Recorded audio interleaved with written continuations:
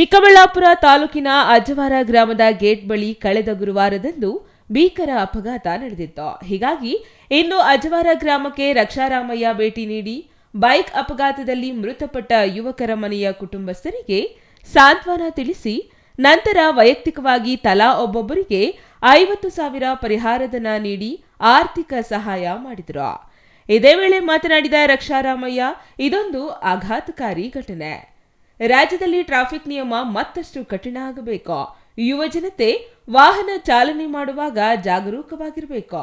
ಅಜಾಗರೂಕತೆಯಿಂದ ವಾಹನ ಚಲಿಸಿ ಸಾವಿಗೆ ಈಡಾಗಿ ಕುಟುಂಬವನ್ನ ಅನಾಥ ಆಗಿಸಬಾರದು.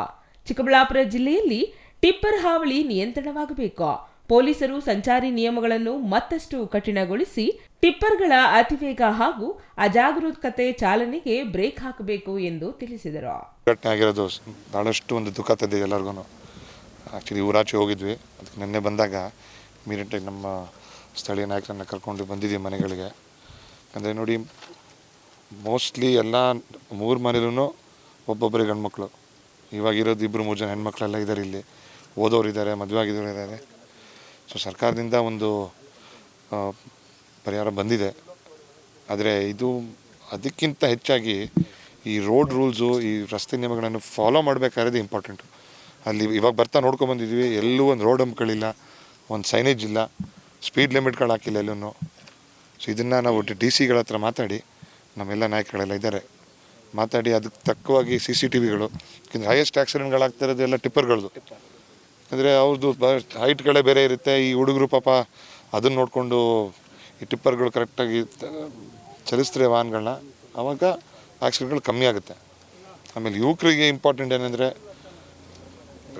ನಮ್ಮ ಈ ನಿಯಮಗಳಿರೋದು ಫಾಲೋ ಮಾಡೋದಕ್ಕಾಗಿ ಹೆಲ್ಮೆಟ್ಗಳು ಹಾಕ್ಕೊಬೇಕು. ಅದನ್ನು ನಮ್ಮ ಪೊಲೀಸವರು ಇನ್ಸಿಸ್ಟ್ ಮಾಡಬೇಕು. ಈ 2-3 ರೈಡಿಂಗು ಅದನ್ನು ಅವಾಯ್ಡ್ ಮಾಡಬೇಕು.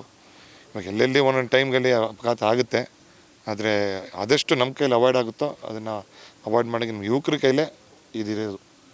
ಸೊ ಈ ಒಂದು ಕಾರಣದಿಂದ ನಮ್ಮ ಸರ್ಕಾರದಿಂದ 5 ಲಕ್ಷ ಒಂದೊಂದು ಕುಟುಂಬಕ್ಕೆ ಬಂದಿದೆ. ನಮ್ಮ ಕೈಲಾದಷ್ಟು ಒಂದು ಪರಿಹಾರ ನಾವು ಮಾಡಿದ್ದೀವಿ. ಆಮೇಲೆ ಮುಂಬರುವ ದಿನಗಳಲ್ಲಿ ಪಾಪ ಈ ಮಕ್ಕಳೆಲ್ಲ ಇವಾಗ ಇಂಜಿನಿಯರಿಂಗ್ ಓದಬೇಕು ಅಂತಾರೆ, ಡಾಕ್ಟ್ರುಗಳಾಗಬೇಕಂತಾರೆ. ಅವ್ರ ಕೈಗೆ ಯಾವತ್ತೂ ನಮ್ಮ ಪಕ್ಷದಿಂದ, ನಮ್ಮ ಪರ್ಸ್ನಲ್ ಇದರಿಂದ ನೋಡಿಕೊಂಡು ಅವ್ರಿಗೆ ಎಜುಕೇಷನ್ ಕೊಡೋಷ್ಟು ನಾವು ನೋಡ್ಬೇಕಂತ. Thoudanahalli Ramesh, CTV news, Chikkaballapur.